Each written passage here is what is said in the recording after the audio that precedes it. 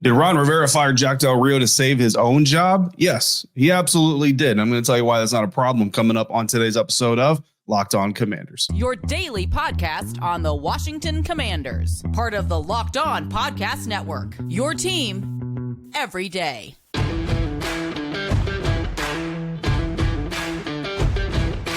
And welcome into today's episode of Locked On Commanders, your daily podcast covering the Washington Commanders, part of the Locked On Podcast Network, your team every day. Thanks so much for making Locked On Commanders your first listen of the day every day. Don't forget that you can subscribe for free on YouTube or wherever you're getting this podcast, and you can continue this conversation with me by becoming a Locked On Commanders Insider. Join the Lock Insider program, and from there you can text me your thoughts, your questions, your hopes, your dreams, and I can text you my responses to all of that, plus inside information, news that you're not going to get anywhere else, and especially news that you're not going to get specifically on this show. It's a great way for me to interact with you, and also a great way to go beyond what we do here on Locked On Commanders. Become an insider by going to joinsubtext.com/LockedOnCommanders and sign up today. I'm David Harrison, your host for this program, on Twitter at dharrison82, on Threads at dharrison_82, credential member of the media covering the Washington Commanders for CommanderCountry.com,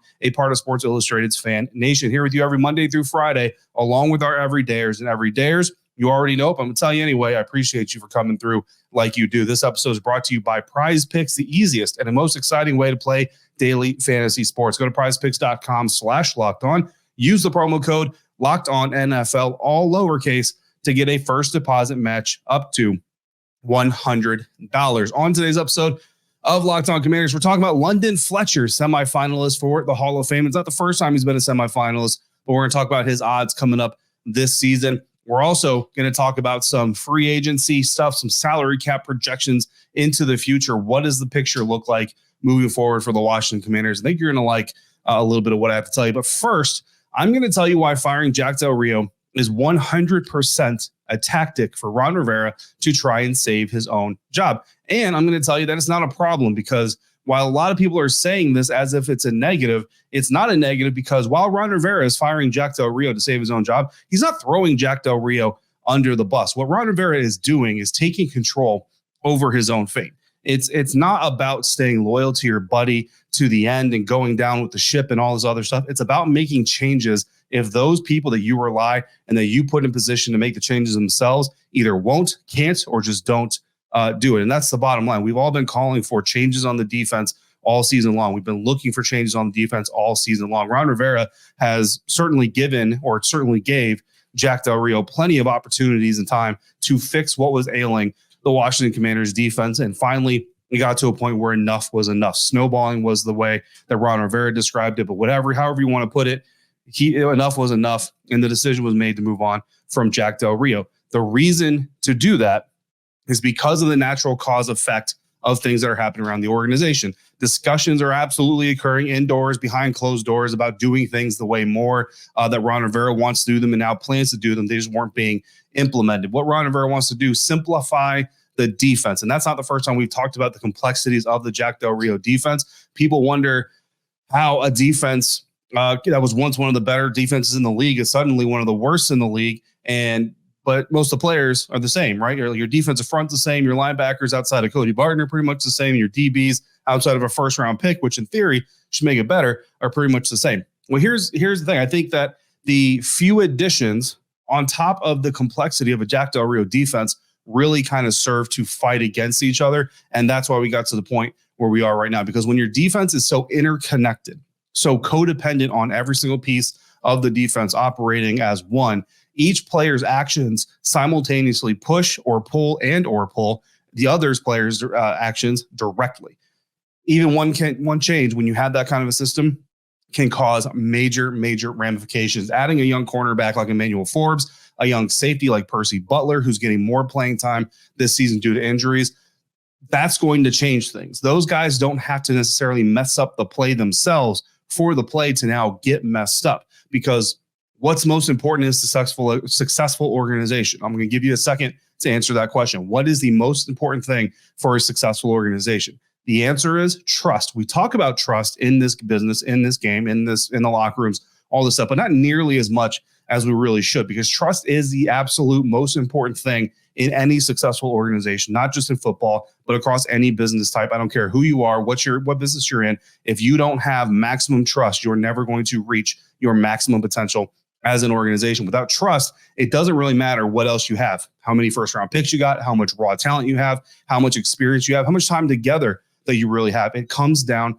to trust. Now, that doesn't always go, to the far right of, well, we hate Jack Del Rio and we despise his scheme and we despise his tactics. No, like losing trust can be very, very subtle. And when you add new guys to the mix, it's easy enough to say, go out there and trust each other on the field. It's a lot harder to actually put those words into action. For example, a safety who trusted the cornerback that was playing in front of him for a year, for 2 years, now has a new one. He's not going to trust that new cornerback as much as he trusted the other one, because the relationship just isn't there. The bond just isn't there. The experience of playing together isn't there. Because of that, that safety is now going to play different. Because of that, the safety playing next to him, the linebacker playing in front of him, the slot corner playing in front of him, they're now going to change the way they play. Because if the dude I trust and the dude I know is acting different, well, now I'm going to act different, so on and so forth. So it's not as simple as saying just go do your job, because your job is reliant on others doing theirs and you trusting that they're going to be in position to do theirs. Think of it almost like a factory line, but really much more complex. If your job is to put the cap on a bottle, my job is to fill the bottle before you get it, and I don't fill it, you can't cap it. Or if you do cap it, that's great, but the product underneath the cap that you just put on is still going to be bad, which means the final product is going to be messed up regardless. Now, if you try to do my job, fill the bottle, and do your job, you're going to miss a bottle putting the cap on, because you're going to be busy doing my job, not paying attention on your job. Now the next guy in the line who's got to put that capped bottle in the box is going to have a whole heck of a mess on his hands. And again, so on and so forth. It trickles down. So it's not as simple as just do your job. But what Ron Rivera is trying to do, though, is simplify things and say, look, you grab the bottle, put it on the belt. You hit the button that fills the bottle. You put the cap on the bottle. You put it in the box. You tape up the box. You mail the box. You deliver the box. And if we do those things, we're going to be less complex, but we might arguably be more successful. So if you simplify things, if I have my zone, and the guy if a guy enters it, I cover it. If he leaves it, I let him go. That other zone is somebody else's zone. What I'm doing is not relegated, but what another guy is doing. I have my assignment. I do my assignment. That is the epitome of do your job defense. There are some adjustments. There are certainly some signals, but not nearly as complex as what the Washington Commanders defense has been dealing with. That's what I expect to have happen. That is what I anticipate, or I assume Ron Rivera has talked to Jack Del Rio over the weeks and months of the season about. Jack Del Rio, for one reason or another, either thought he could teach it better, thought he could get the guys to understand it better, thought he could get them to trust each other better. It didn't happen. Now Ron Rivera is saying, you know what? I asked you to do it. Maybe even I told you to do it. I can't make you do it, so I'm just going to do it myself. And that's where we got to where we are. At the end of the day, there are 11 guys to cover the same amount of field, no matter what team's defense is on the field. It's about getting it done the best way possible. The way it was getting done was not the best way. So if you simplify things like I expect Ron Rivera to do, arguably, potentially, we'll see a better product on the field from a functional standpoint. That's where Ron Rivera is trying to save his job. This isn't about throwing Jack Del Rio under the bus to save my skin. No, it's about regaining the trust in the defense. It's about rebuilding the trust that the players have in what they're doing on the field. And ultimately, it's about regaining the trust that from Josh Harris, that Ron Rivera is the man to lead this Commanders team into the future. Did he give Jack Del Rio more time than he probably should have to fix it?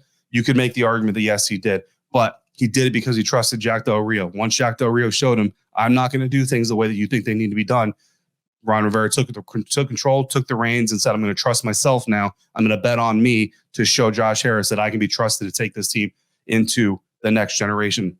Now, if that's successful and if Ron Rivera sticks around, I anticipate that the next defensive coordinator is not going to be a guy who just gets to do whatever he wants. It's going to be a guy who you get to do what you want within what I tell you is best for this team. And I think that's honestly the best way for Ron Rivera to run this team is I'm going to set your boundaries. I'm going to set your left, your right limits. Everything within there, you color it up. But I'm going to tell you where exactly we're operating within. That is what I think an NFL head coach should be doing. Coming up next, we're going to talk about what that future could look like from a cap management, franchise tag possibility standpoint, and expiring contracts. How much money do the Washington Commanders potentially have to give to fill in their roster holes already getting ready to leave this next offseason? I'm going to tell you all of that coming up next on this episode of Locked On Commanders, part of the Locked On Podcast Network, your team every day. If it's halftime, it's ordering time. This episode of Locked On Commanders brought to you by DoorDash. Why root for the Washington Commanders on an empty stomach? You wouldn't do that at FedEx Field. You wouldn't do that on the road. Don't do it at home. Order on DoorDash and save on football watch party favorites. If you're local to the Washington Commanders, but you're staying home to watch the game, order in some Jenny's Splendid ice cream. My favorite flavor is honey vanilla bean. That thing is legit. And lemon bar is a pretty good go-to as well. It's dairy-free as well if you're into that kind of thing. So kick back and kick off with unbeatable deals on everything you need for your watch party. All of your favorite restaurants and stores from retail to grocery, they're all on the DoorDash app, so you can shop everything you need to be game day ready. Get prepared before game day. Stock up on your favorite appetizers. Order all your tailgate gear on DoorDash. Then get ready to watch your team compete. Get 50% off up to a $10 value when you spend $15 or more on your first order after downloading the DoorDash app and entering the code LOCKED23. Again, that code LOCKED23 for 50% off up to a $10 value on your first order when you download the DoorDash app and spend $15 or more. Subject to change. Terms apply. Today's episode of Locked On Commanders also brought to you by Prize Picks. Prize Picks is the largest daily fantasy sports platform in North America. It is the easiest and the most exciting way to play daily fantasy sports because it's just you against the numbers. Instead of battling thousands of other players, including pros and sharks, you pick more than or less than on 2 to 6 player stat projections, and then just sit back and watch your winnings roll in. I always pick 3-player projections every Thursday night football matchup. I got to watch the game to cover it for this network. I do Locked On NFL Fridays. We always talk about Thursday night football. So I want a little bit more fun with the game that I have to watch. This week, I'm going with Seattle Seahawks kicker Jason Myers to make more than 1.5 field goals for me. Dallas Cowboys receiver CeeDee Lamb to get less than 6.5 receptions, and Dallas running back Tony Pollard to score more than half a touchdown. Go to prizepicks.com/LockedOnNFL. Use the promo code LockedOnNFL, all lowercase, for a first deposit match up to $100. Again, that promo code LockedOnNFL, all lowercase, to get a first deposit match up to $100 at prizepicks.com/LockedOnNFL. Prize Picks Daily Fantasy Sports made easy.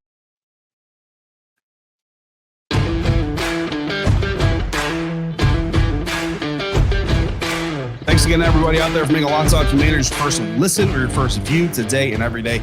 Locked On has launched the first ever national sports 24/7 streaming channel on YouTube. Locked On Sports Today is here for you 24/7, covering the top sports stories of the day with the local experts of Locked On, plus our national shows covering every league. Go to Locked On Sports Today on YouTube and subscribe to the first ever national sports 24/7 streaming channel. Every day is, of course, thanks as always for coming through on a regular basis. Hopefully you're checking out that Locked On Sports Today stream. I check it out regularly. It's very cool. It's a lot of good things happening over there with the network. By the way, that first segment was a mailbag question. This is a mailbag episode, and I got a lot of questions about, Ron Rivera saving himself by firing Jack Del Rio. Most of them angled towards basically throwing Jack Del Rio under the bus. So obviously I just told you why I don't think that's the case. But yes, it very much is about saving jobs, because that's ultimately what Ron Rivera is trying to do. You see the writing on the wall. What we're doing is not going to work. If we keep doing it, we're all out of here.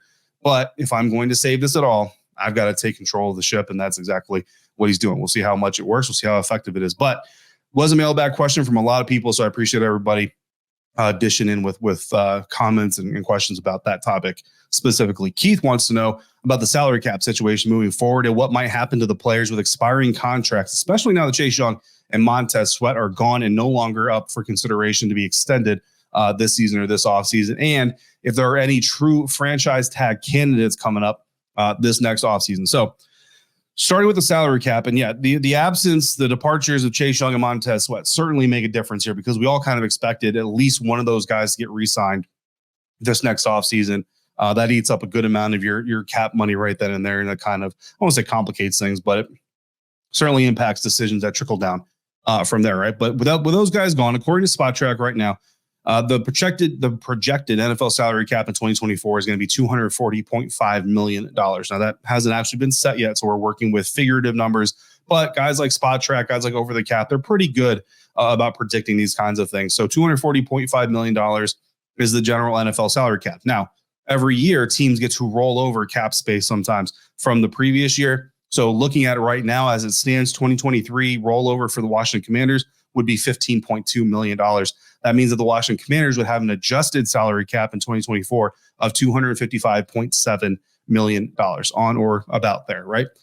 Looking at their top 51 on the roster already for 2024, they would be left with $85.3 million in cap space. That is the second most cap space projected for 2024 in the National Football League. And that figure does include consideration for $6.2 million in dead cap space owed to, not owed, it's already been paid, but owed to the NFL for accounting purposes to Chase Roulier at the tune of $4.05 million and Andrew Norwell, who will account for $2.1 million himself. There's some others that kind of fill in that dead cap number. So $6.2 million in dead cap space. You have $85.3 million in salary cap, and your expiring contracts, your key expiring contracts. This isn't all the guys who don't have a contract for next season, but your really kind of big name guys or guys that you would be, I guess, concerned with or want to pay attention to. Wide receiver Curtis Samuel, cornerback Kendall Fuller, linebacker Cody Barton, left tackle Cornelius Lucas, safety Jeremy Reeves, defensive end Efe Obada, center Tyler Larson, linebacker David Mayo,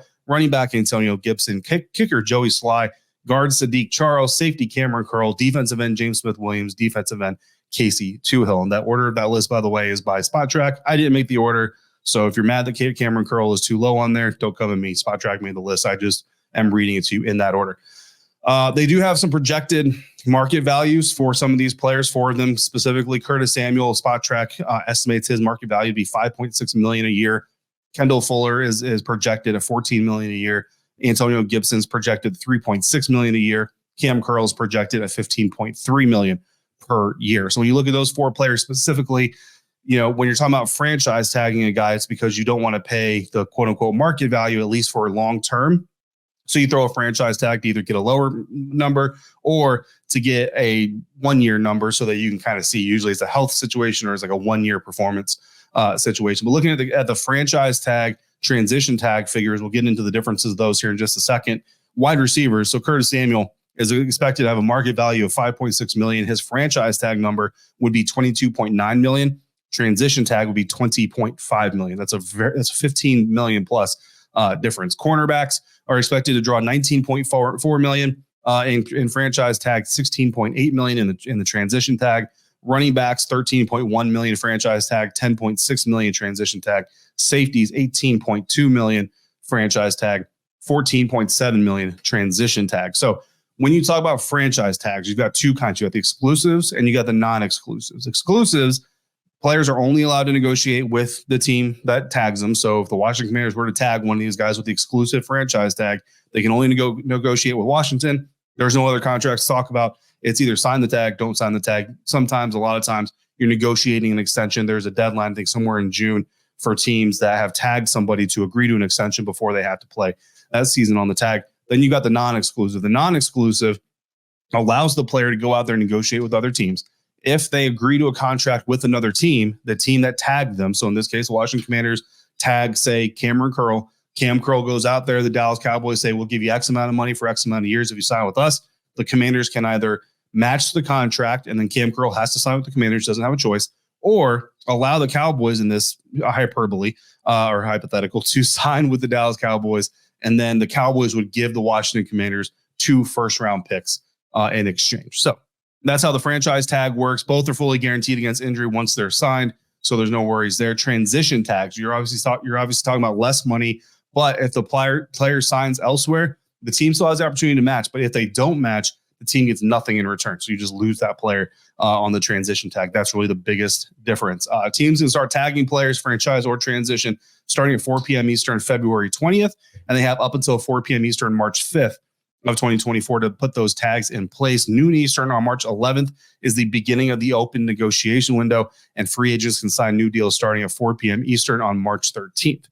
Players can extend anytime before 4 p.m. Eastern, March 13th. They can still sign with the team that they originated from after that. But at that point, it's not considered an extension. It's a new contract. Really, it's just talking about semantics. So would I view any of these guys as franchise tag candidates? Kendall Fuller or Cam Curl are really the only two I'm looking at here. For Kendall Fuller, if you franchise tag him, you're going to pay him $5.5 million over his market value according to Spot Track. But if you only want to keep him for 1 year while you continue to grow your young DBs behind him, maybe that $5.5 million up front is worth not having to lock yourself into a long-term deal. For Cam Curl, you're paying $3 million over his market value according to Spot Track. Really, that's going to be a situation where if Cam wants 20, you want to give him 15. The franchise tag is 18. Boom, you slap a tag on him, and you kind of let the cards lie where they lie. If all players available were to re-sign their projected values for 1 year, you would still have $46.8 million in cap space, which would rank 12th most in the NFL. So bottom line is the Washington Commanders can re-sign anybody they want to. They can franchise tag anybody they want to. And for what it's worth, I kind of advocate for all four of those guys specifically to come back. Wouldn't hate seeing Tyler Larson, James Smith-Williams, Casey Hill come back. Truth be told, there's nobody on that free agent list that I would say has to go. And if you re-sign all of them, you're still going to have over $20 million in cap space. So the Washington Commanders, bottom line, in a very good space when it comes to contracts, when it comes to salary cap. So very good news for Ron Rivera or for whoever is in charge of managing that cap in 2024. Hopefully in 2024, we're welcoming London Fletcher into the Pro Football Hall of Fame. We'll talk about his stats, how he measures up, coming up next on today's episode of Locked On Commanders. Today's episode of Locked On Commanders brought to you by LinkedIn Jobs. When you're hiring for your small business, you want to have as many top-tier candidates as possible to have for interviews. That's why you need to check out LinkedIn Jobs. LinkedIn Jobs has the tools to help you find the right professionals for your team faster and for free. And LinkedIn isn't just another job board. LinkedIn has a vast network of more than 1 billion professionals, which make it the best place for you to hire. Hiring is easy when you have that many quality candidates. So easy, in fact, that 86% of small businesses get a qualified candidate within 24 hours. LinkedIn knows that small businesses are wearing so many hats and might not have the time to or resources to make their own hires. So thankfully with LinkedIn, the process is intuitive, quick, and easy. They even just launched a feature that helps you write job descriptions, making the process even easier and quicker. Post your job for free at linkedinjobs.com/LockedOnNFL. That's linkedin.com/LockedOnNFL to post your job for free. Terms and conditions apply.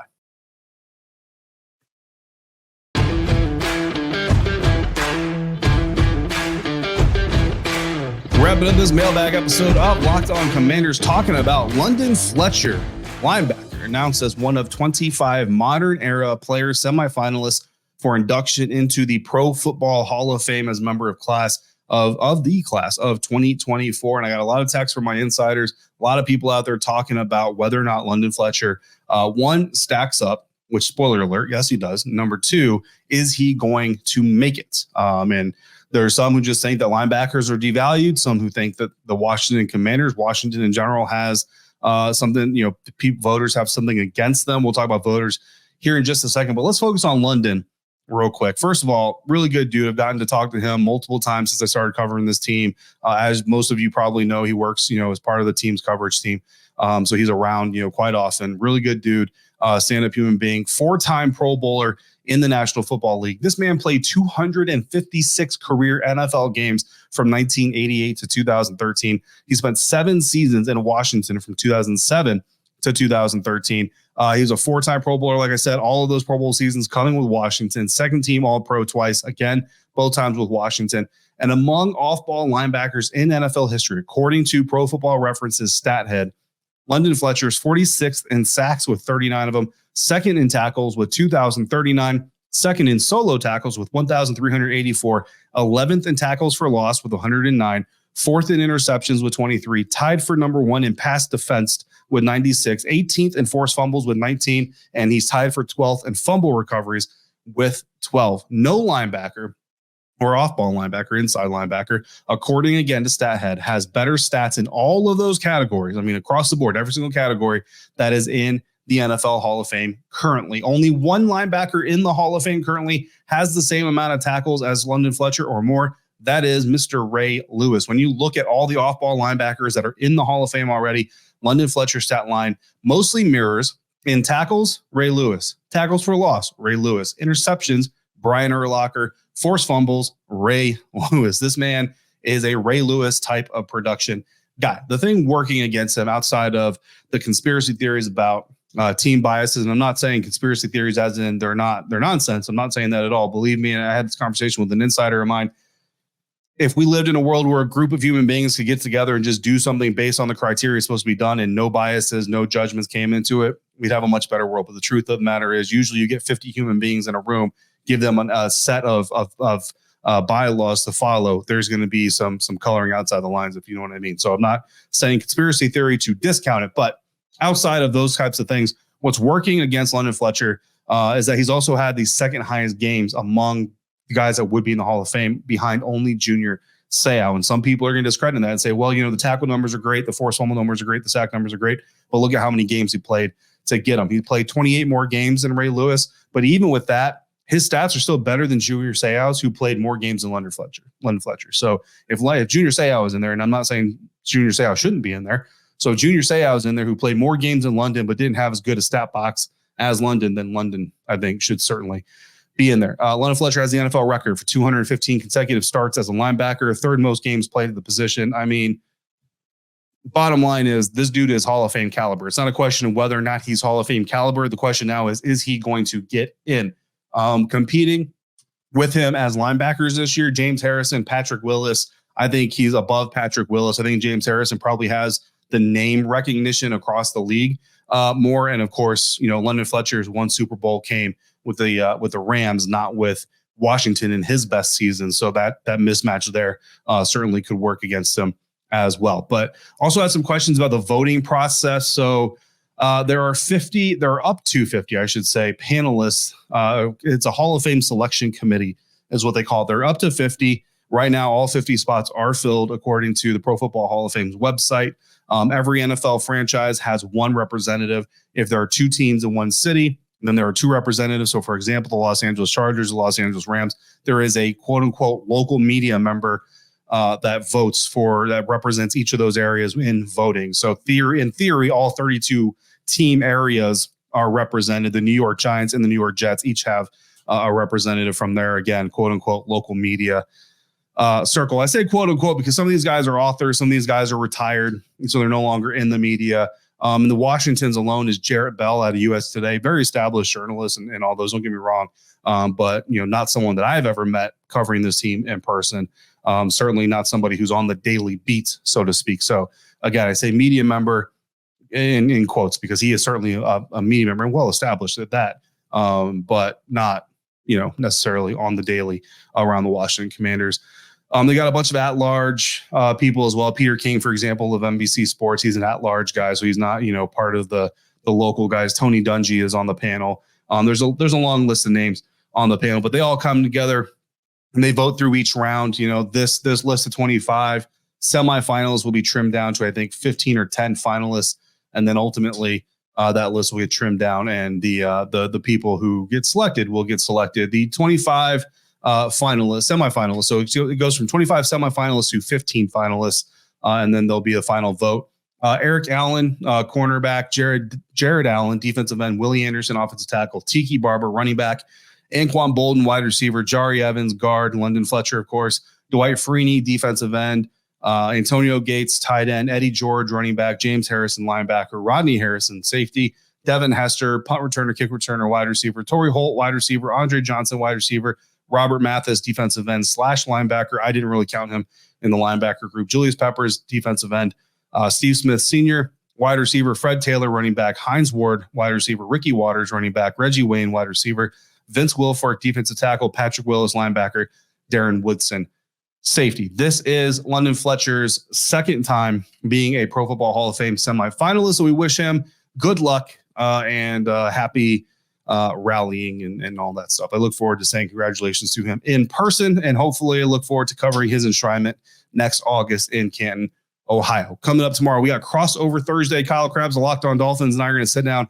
and talk about this weekend's matchup between the Washington Commanders and the Miami Dolphins. In the meantime, you got questions for future mailbags, throw them in the YouTube comment section, on Twitter, or send me a text directly by becoming a Lock Insider at joinsubtext.com/LockedOnCommanders. Don't forget, Locked On has launched the first ever national sports 24/7 streaming channel on YouTube. Locked On Sports Today is here for you 24/7. So go to Locked On Sports Today on YouTube and subscribe to the first ever national sports 24/7 streaming channel. Thank you so much for making me a part of your day, part of your football routine.